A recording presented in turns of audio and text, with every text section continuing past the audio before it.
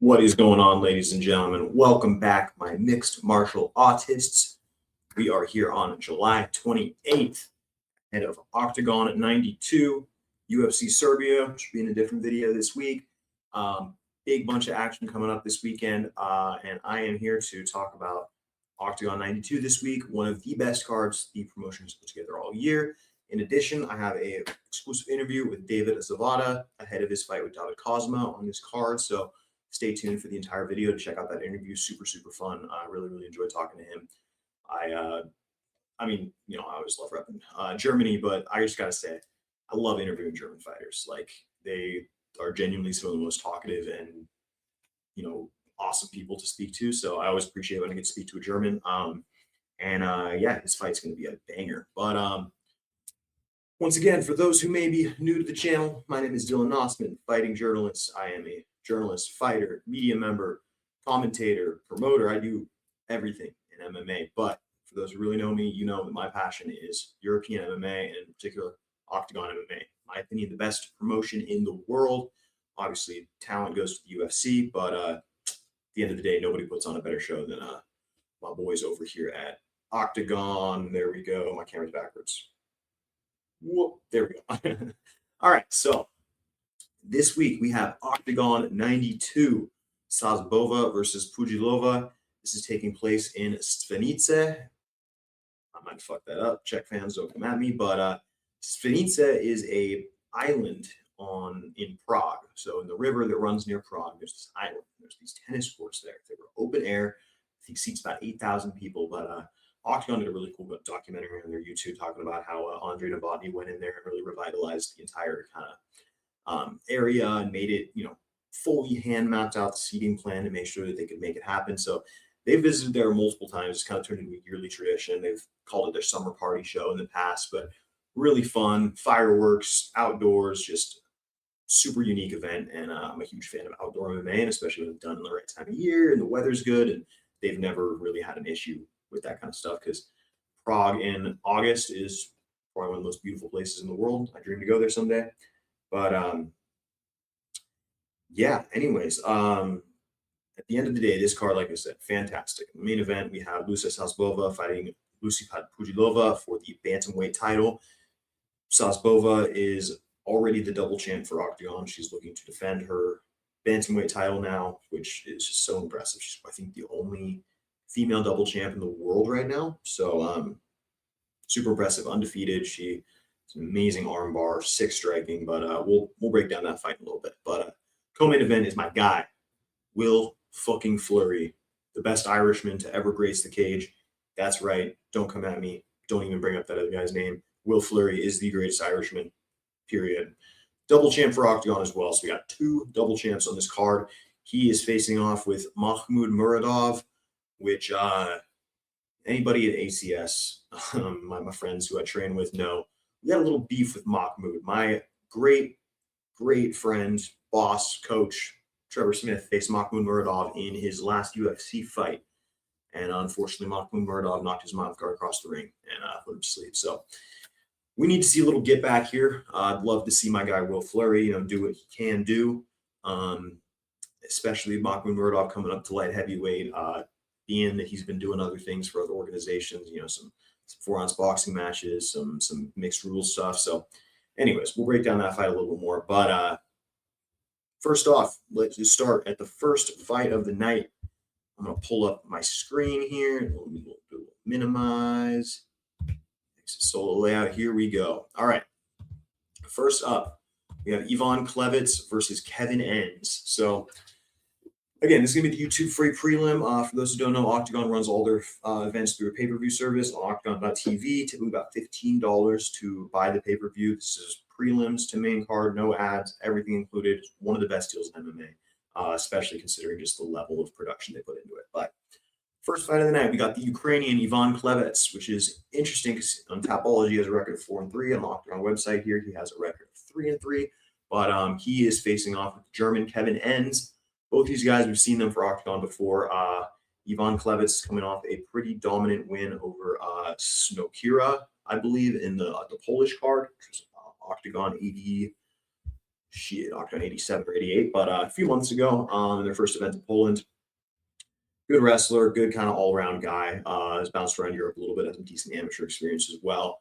He's taken on Kevin Enns, who, the German regional scene is really not super strong. You've got some definite organizations like GMC who have been known for totally messing with matches and doing some weird stuff. And then you have organizations like We Heart MMA, which, while they host decent fights, they're not the highest level. So Kevin Enns cut his teeth on the German regional scene. He's kind of struggled ever since he got to Octagon.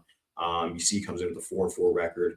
He, again, decently well-rounded fighter in terms of he doesn't really have any strengths. But again, interesting that he's listed here on the Octagon website 4-4. Typology has him at 6-4. But as I mentioned, sometimes they don't always take into account all the fights from other organizations and things of that nature. But regardless, he's coming in with a 1-3 record in Octagon. His most recent Octagon fight was a submission loss to Hafeni Nafuka, who was also on this card. So again, didn't really face hasn't had easy fights. Hassan Shaban, Thomas Siganik, and Hafeni Nafuka are 3 tough fighters to lose to. So I want to go with Klevitz here. I think he's just a little bit more skilled. I think he's going to have a physicality advantage.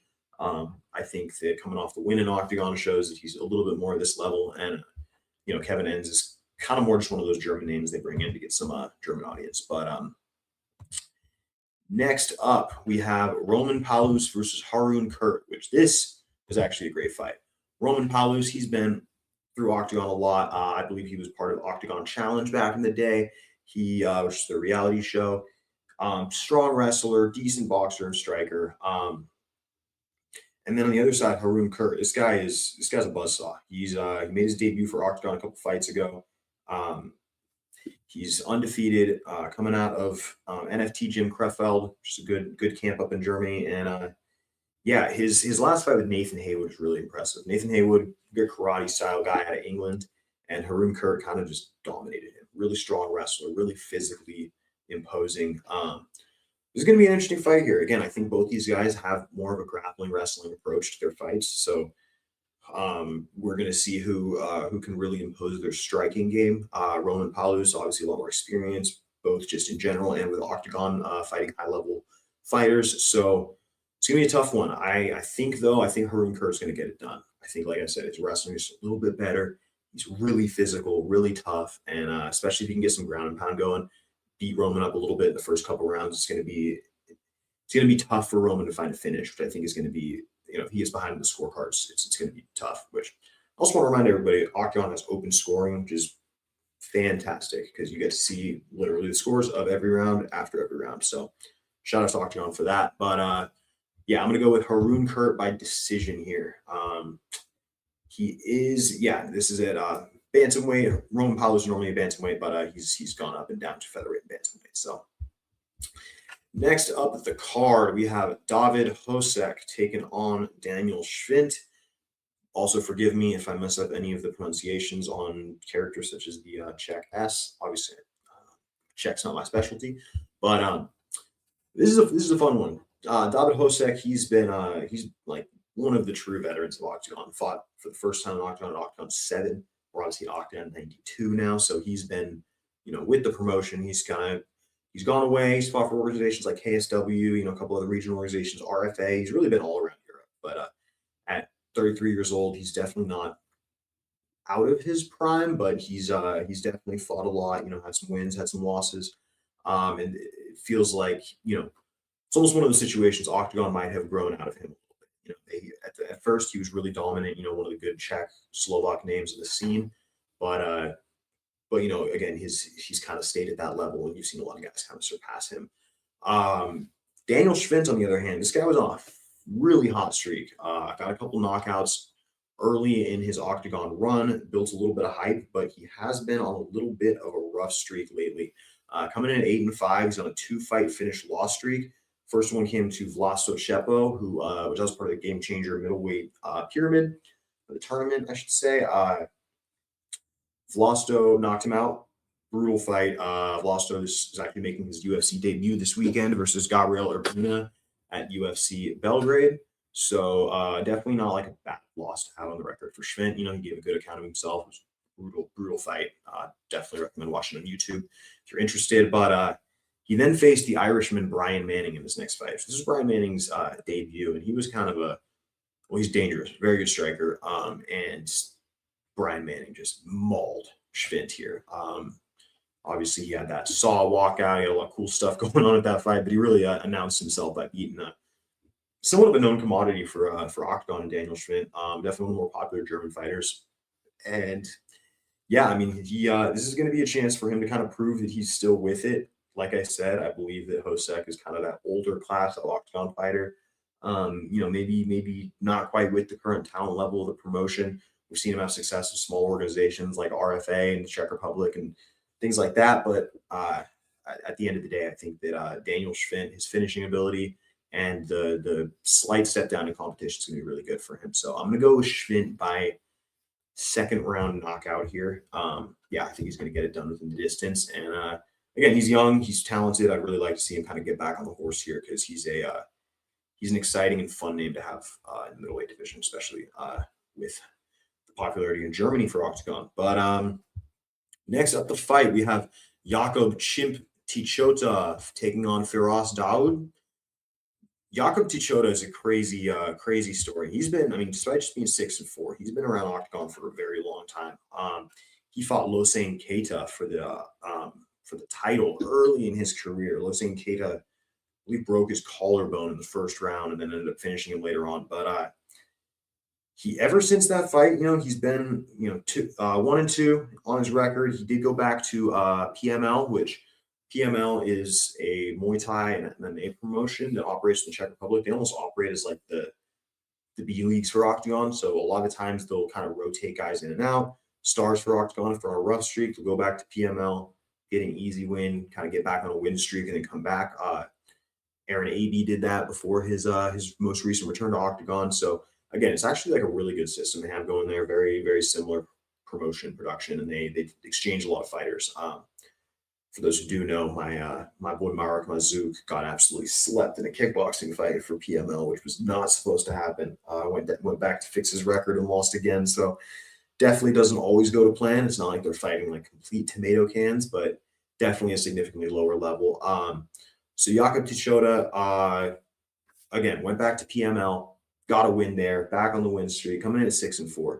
This guy, he's an athlete, man. He's really good, really physically strong. There's a reason they call him Chimp. Pretty well-rounded, decent jiu-jitsu.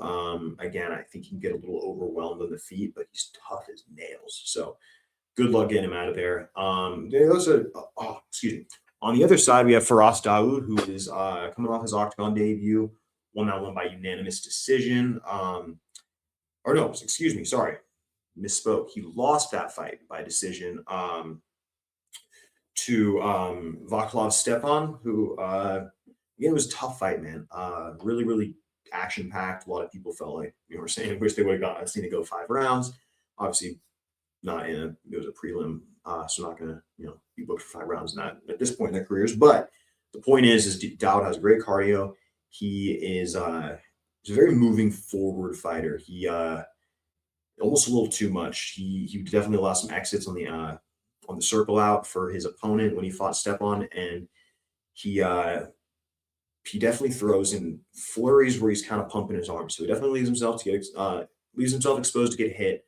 His cage wrestling is okay. He got controlled there a bit. He got some okay reversals, but yeah, at 25 years old, 6-1 or 5-1, this guy's a really good prospect. I think this is a tough step up considering he lost his last bout. And again, but at the same time, like I said, Jakob Tichota, not a lot of momentum. He did get back in the win column his last fight, but I think this is a proper fight for both of them. I'm going to go with Jakob Tichota here, though. Again, I think Firas Daud, he showed some good energy, good toughness, good, forward moving in his last fight. But I think Tichota, with his high level experience, again, that fight with Lucie Keita, he lost. It was tough, but I think he gained a lot in that fight. And I think, like I said, getting off that losing streak, getting back in the win column is going to be huge for him. I'm going to go with Jakob Tichota by decision here.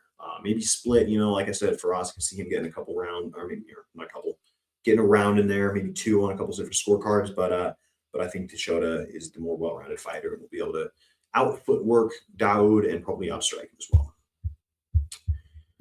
All right, moving on to just geez. Okay, so next fight on the card, we have Miroslav Broz making his return to the octagon cage after over 2 years since his main event versus Christian Eckerlin at Octagon 57. He is taking on Rafael the Cop Aronov. Rafael Aronov, Israeli police officer, former IDF soldier. He's fought for Cage Warriors, fought for Bellator. He has a brother. I don't know. Fuck this guy. That's all I'll say. We're rooting for Broz here. Miroslav Broz, kind of an interesting career. He's kind of fought all over Europe as well. He retired actually after his loss to Eckerlin's TKO finish the second round, and is now coming back after a couple years off. He's been coaching youth hockey. Really good dude. I hear nothing but nice things about him. He's coming up to not quite middleweight, but a little above welterweight. Obviously, he was formerly a welterweight, but coming back after a few years off, giving him a little leeway with the weight.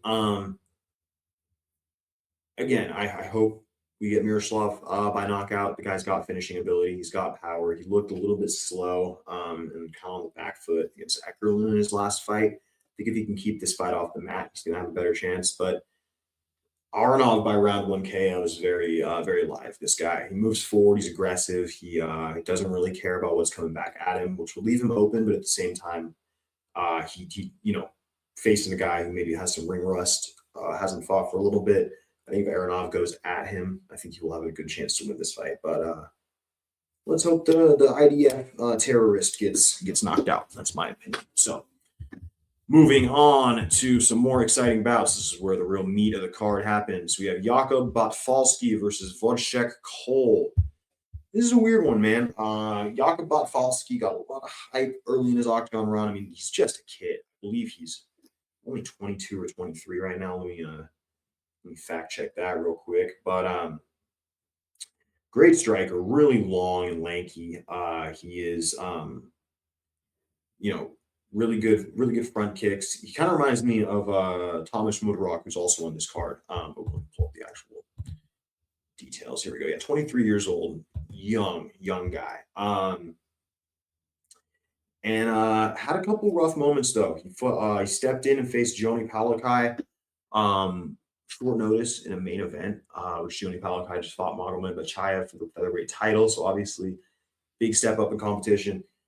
He fought well, man. He really did. He was the youngest main event fighter in Octagon history and got beat up. I think Joni Palakai's movement, his inside boxing, his ability to kind of defend and encounter was what did Batfalski in. But Batfalski bounced back with a win over Eugene Blackdell, who's kind of just one of those guys in Octagon who, good for a win. Now he's facing Wojciech Khol, which Wojciech Khol really, this is just an opposite kind of fight in terms of size. Batfalski's like 6'1", Wojciech Khol's 5'7". Khol is a wrestler, Batfalski's a striker. Khol is coming off of a loss to Hugo Vac, which Hugo Vac's kind of one of the rising stars in Germany. So he's not getting another easy match here. But again, this fight's as simple as can Khol get to the legs? Can he get inside Batfalski's reach? And can he kind of make this a grindy fight? I'm going to go with Batfalski here personally. I think he's a much better striker. I think the level that he's faced is much higher. I don't think Khol's going to really bring anything to this fight that Batfalski hasn't seen. And again, a lot of people felt like he might have lost that Eugene Blackdell fight. He took a lot of damage in that. There was a couple of rounds that were very sketchy. So I think if he can build on that, build some momentum, again, working behind his jab, use those knees, step knees, teeps, all that stuff, use your size and length, elbows on the inside. I think he could have a lot of success here. But yeah, definitely interesting matchup here just from a stylistic perspective. Next up the card, we have Hafeni, the Namibian Nightmare, one of my favorite nicknames in MMA, taking on Tomish Mudroch, formerly mentioned during the Batfalski breakdown. But Thomas Mudroch, really tall, really lanky. He's a fun fighter. He had that up kick off of his back, knockout early in his octagon career. He's had a couple other ones since. He's actually coming off a loss to Josef Hala, which is a bare knuckle boxer. They did one of the underground rules matchups for Octagon, which again is something I appreciate. They're willing to mix around the rule sets a little bit, make some fun fights. The underground rule set is basically the dirty boxing rule set, as far as I understand. So elbows, punches, no knees, no kicks, wearing boxing shoes in a cage. Mudroch unfortunately suffered a TKO in that fight, but Hala is one of the best bare knuckle boxers in Czech Republic history, or just Czech-Slovak history, period, to push it back a little further. But yes, tough matchup. And Mudroch's really great with his kicks, really good, staying long with those teeps. So this is I think back to MMA is probably the right move for him, but he's facing a guy in Feni Nafuka who's just an absolute, he's a piece of glue. He attaches to you. He wants to get the fight to the ground. Not the most developed striker. Gas tank could be a little bit of a question mark, but his submission game is fantastic. His wrestling on top is fantastic. And dude, I mean, at 23 years old with a record of 12-4, this guy's kind of one of the biggest potential prospects out of Octagon. I mean, a lot of people have spoken his praises for a long time, but still kind of waiting to see him take that next step with his striking, with his fight IQ. He stepped in against, I think it was Ivan Buchinger in a main event. Fought really well, but got finished in the second round. So again, I think Feni Nafuka, he's the higher ranked fighter here. I think his skills match up. Mudroch has been out wrestled before. He's been put on his back a lot. If Nafuka can avoid the kind of the elbows off of his back, the up kicks, things like that, I think he'll have a good chance to win here. But yeah, definitely an interesting matchup. Feni Nafuka coming off that win against Matej Kuznik, got the rear naked choke in the second round.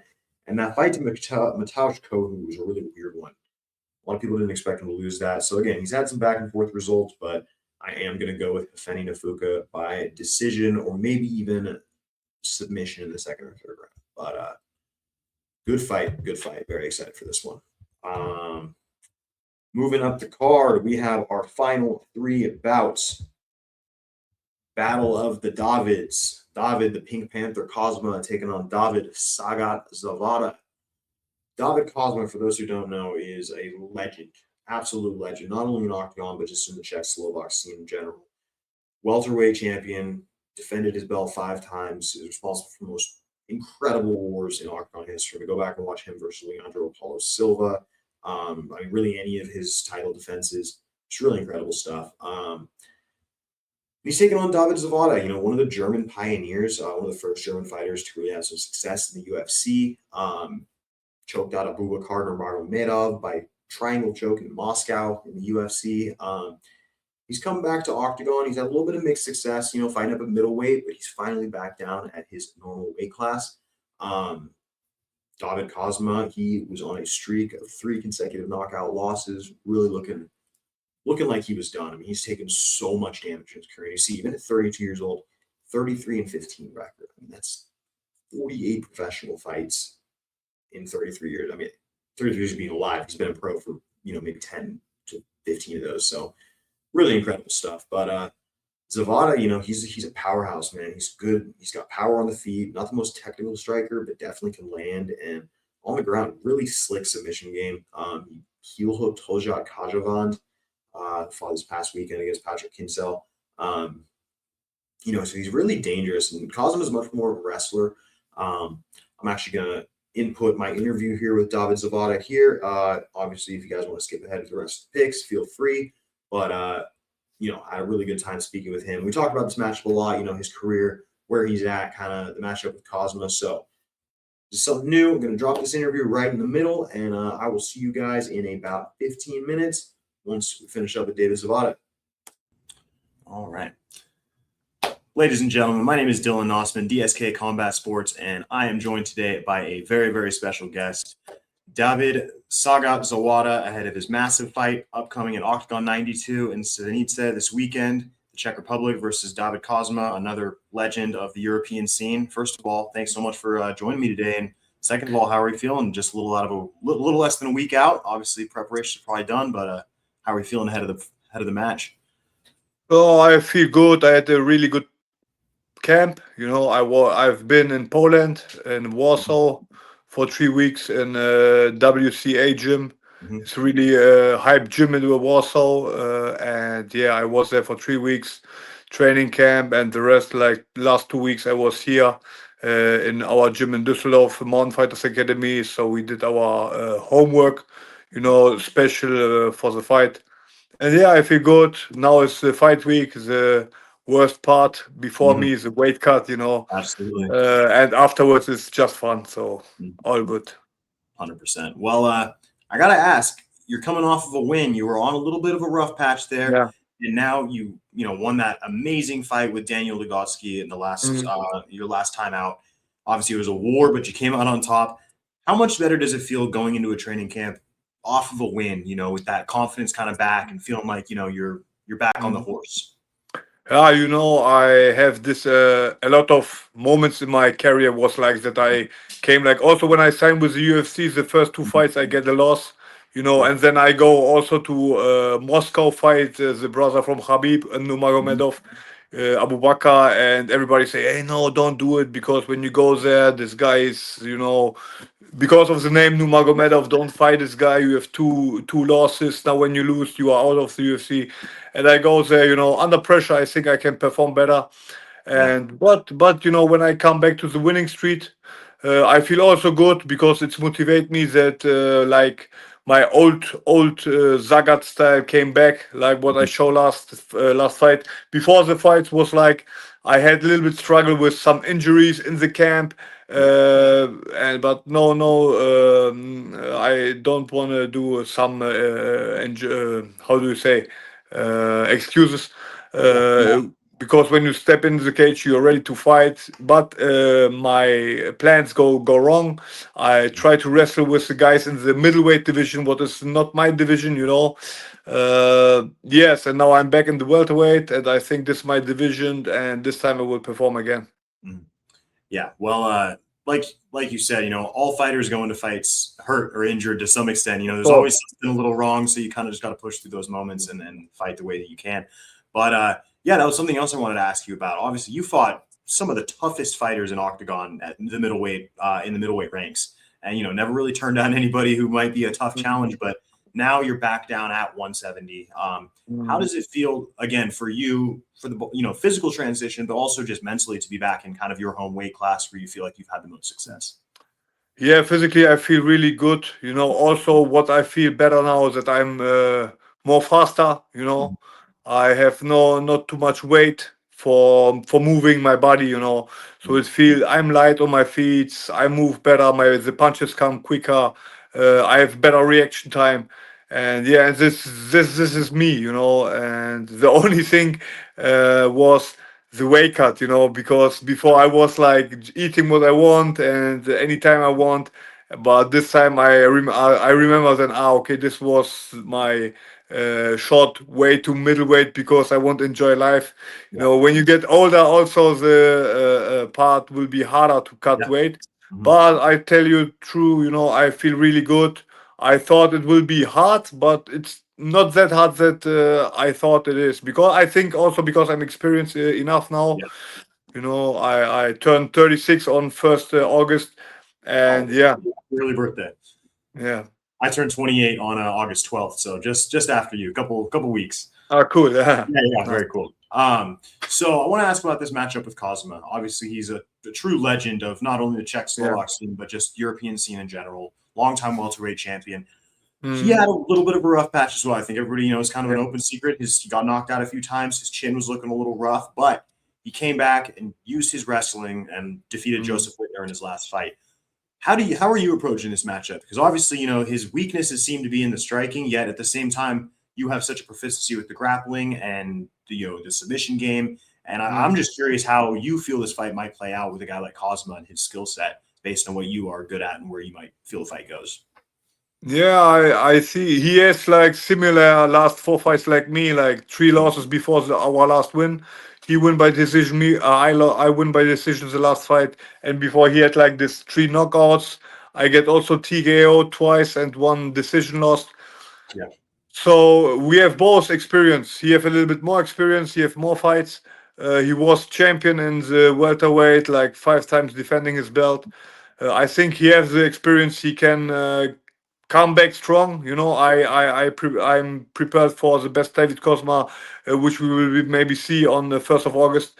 And yeah, he's pretty good in his wrestling game. He love like pushing you, press you against the cage, to take you down when he sees the moments. Then when he can take you down and control.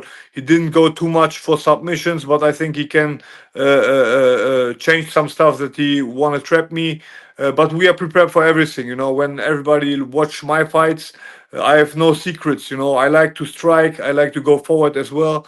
When I'm on the ground, everybody have to be prepared because I'm danger from my back. I'm danger from the top on the ground. And I have also good transitions, so I expect a really good fight because like two big veterans, big names in the Europe scene. And yeah, it's I'm prepared for 3 times 5 minutes, also like 5 times 5 minutes, but this fight Yeah. is scheduled for 3 times 5 minutes. Yeah. So yeah, non-stop. You know, it will be non-stop action. I think when the first, or let's say when the right punch hits the target, then it could be also a quick end, you know, from both sides. Because I think also he's not the best striker, but I think he do his homework good. You know Mhm. what I see in his striking game, he like to stand long distance. He don't rush too much in. You know, he'll have like control pressure because his most skills are on the ground. Yeah, he will try to wrestle you, to smash you, to make you tired. And yeah, Yeah. but Striking more sets up the wrestling as opposed to being yes, very yeah, strong in its own right. Absolutely. yes, Well, I know we mentioned that fight with Abubakar Nurmagomedov a little bit ago, and I mentioned your submission game. But I know personally, my two favorite fights of yours, or at least finishes of yours, was the triangle you hit against Abubakar in mm. Moscow, and then also the heel hook that you managed to get Hojak Oh Kajavan. God, yeah, yeah. Yes. What is your favorite submission you've ever landed, and what do you feel like maybe your favorite submission to train is in the gym? You know, I really like the triangle. Yeah. You know, but I'm also good like in guillotines and dart chokes or anacondas. You know, Yeah. this like, but I do everything. You know, but I never expect the heel hook. You know, with Hojat. You know, I never, because in training you never pull Oh it yeah. to the end. That's You cool. know, And then you don't want to hurt somebody. yeah, where I you want. just pull and I use it to transition back up. You Mhm. know, Yeah. but when I turn and I see him, he's screaming. So I say, "Wow, it's already finished." Yeah. So it was good. Yeah. Yeah. Well, again, especially you see the heavier weight classes, there seems to be less and less ability to always defend the heel hooks or leg attacks. Yeah. I Yes. mean, we just saw this past weekend Walter Walker with his fifth Yeah. consecutive heel hook or leg submission. So Yeah. I think it was a calf slicer. yeah, so he Yeah. didn't quite get the heel hook this time, but still Yeah. Okay. Yeah. use the heel hooks to come up into the calf And slicer. come up. Yeah. Yeah. Yeah. Yeah. But I want to ask you about this event. So Svenice, excuse me if I'm pronouncing that incorrectly. I'm American, Oh, so I'm good. used to it. But Yeah. one of the best events every year for Octagon. I mean, you get this incredible outdoor venue at the tennis course in Prague. I mean, the weather's Mhm. usually fantastic, and they Mhm. really make it a point to make it just a spectacle and a fun summer party for the fans. Have you ever experienced this event before, and Yeah. have you fought on this card before? Yeah. I fought there last year, and it was the 9th August.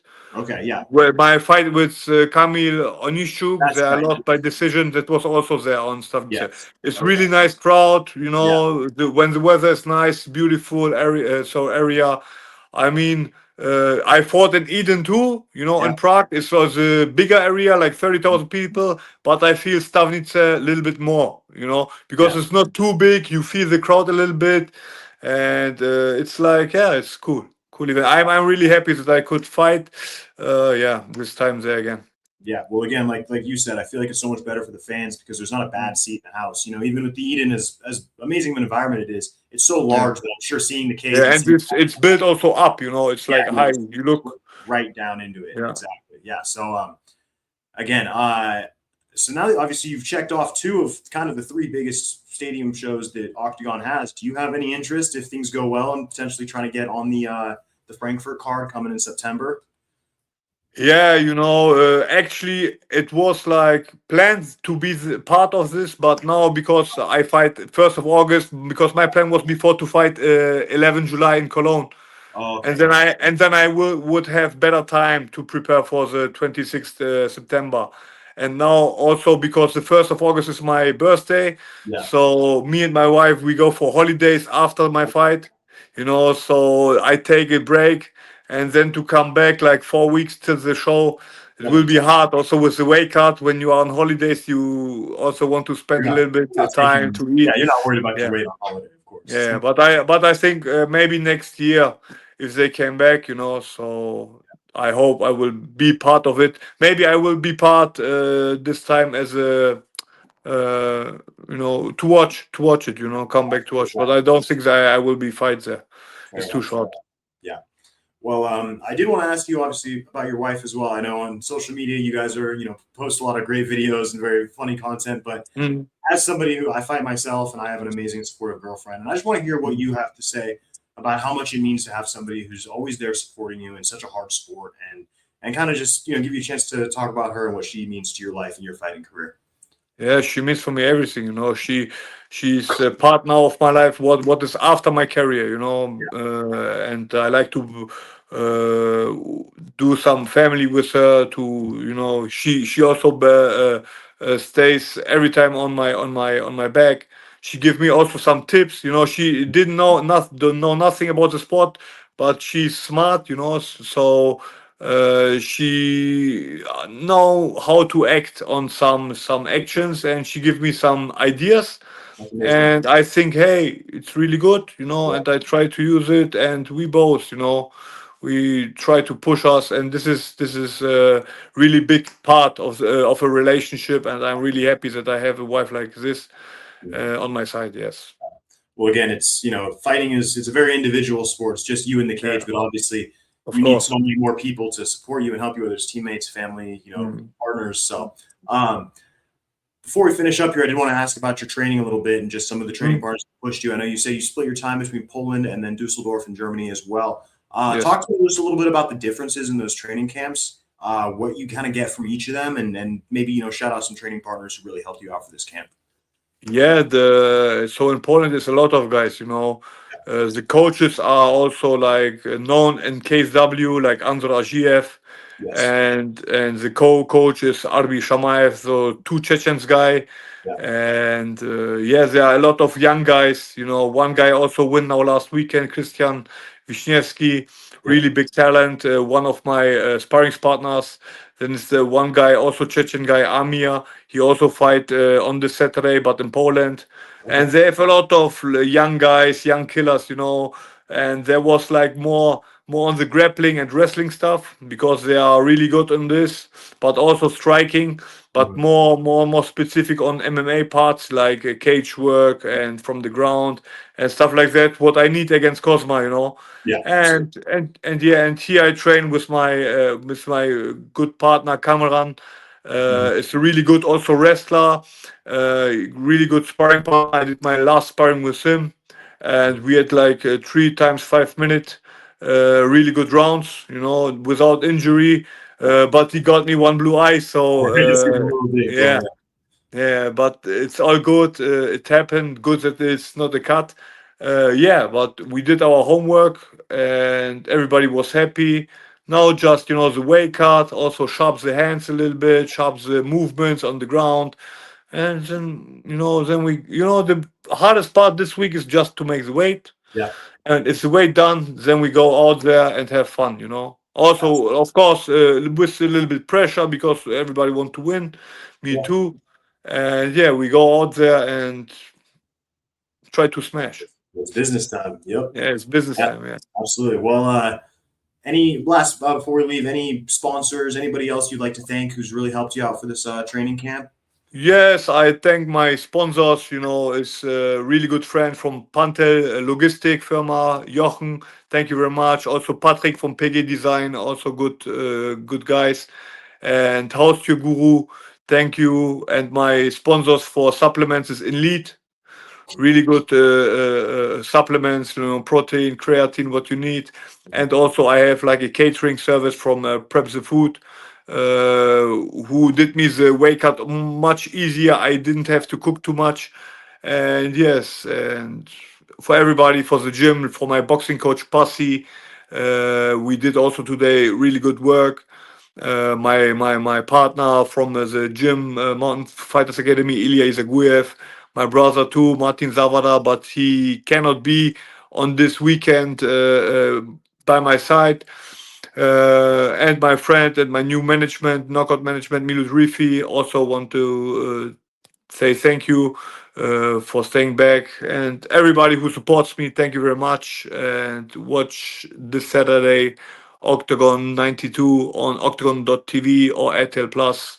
And don't blink.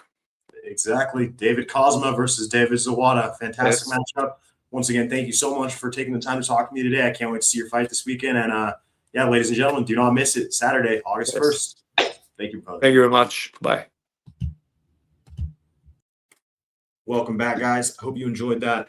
Really good interview. Like I said, love talking to German fighters. Always just, they always have so much to say. And big wife guy as well. Shout out to that. Can't do it without your significant other. So moving on. Sorry, but I was going to make my picks for this fight now that you saw the interview. I think David Zawada is going to win this. I think he has submissions off of his back. I think he has power on the feet. I think Kozma's chin is a bit of concern. And there's going to be a big chance in front of a Czech crowd. You heard in the interview Zawada mention he's fought in this venue before. Really loves it. Really just excited for the energy. So give me a banger fight. Really looking forward to this one. It goes Zawada by KO or submission. Take your pick, whichever one you'd like. Here we go. Co-main event, light heavyweight title. Will fucking Fleury versus Machmud Muradov.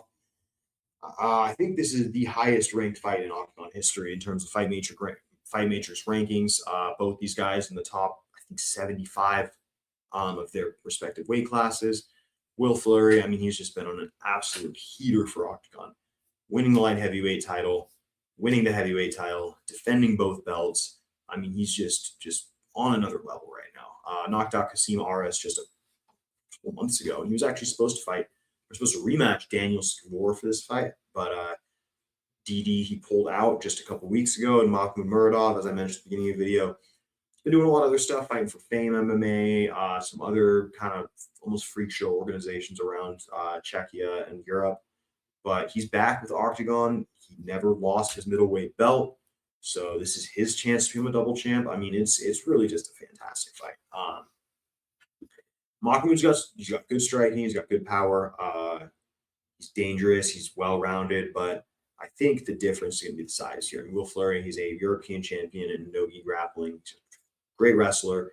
He's got insane power and just aggressiveness on the feet. His knees, his right hand, his kicks. I mean, he's really found his stride. So I'm going to go with Will Fleury by round 3 finish here. I think he's just going to overwhelm Muradov. Muradov, again, he's been fighting really just poor competition, while Will Fleury's been fighting like actually the best of the best in Octagon, defending his belts, different weight classes. And Will Fleury, he fights heavyweight around 235, 240. So he knew he was going to be defending his light heavyweight title immediately after that fight. Actually signed a deal where he has to have fights booked by the time his next one finishes. So he's on a great contract. I can confidently say he's making more right now than 60 to 70% of the UFC roster, I'd say. So, I mean, again, shout out to Will Fleury. I think he's going to win this. He's on a generational run. Best fighter in Irish history. Don't come at me right there. Don't even do it. Will Fleury, best Irish fighter ever. Okay. Main event.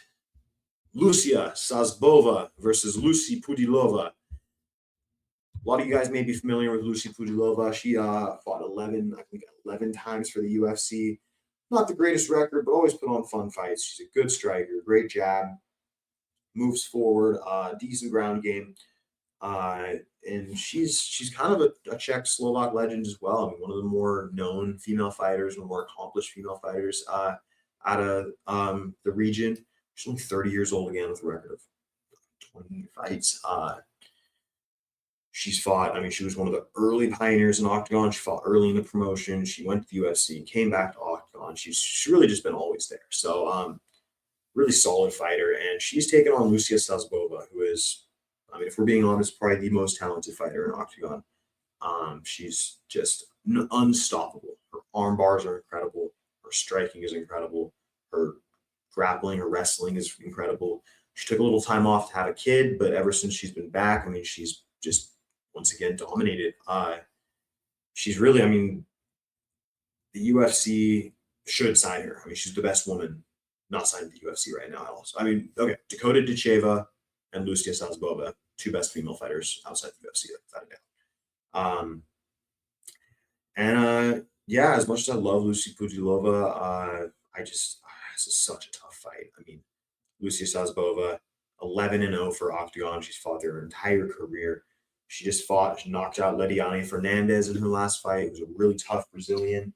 Pudilova's up against it here, man. She has the cardio to go 5 rounds. She has the toughness, but the submission ability is really what makes me concerned with Lucia Szabova just being so elite. Her judo is great.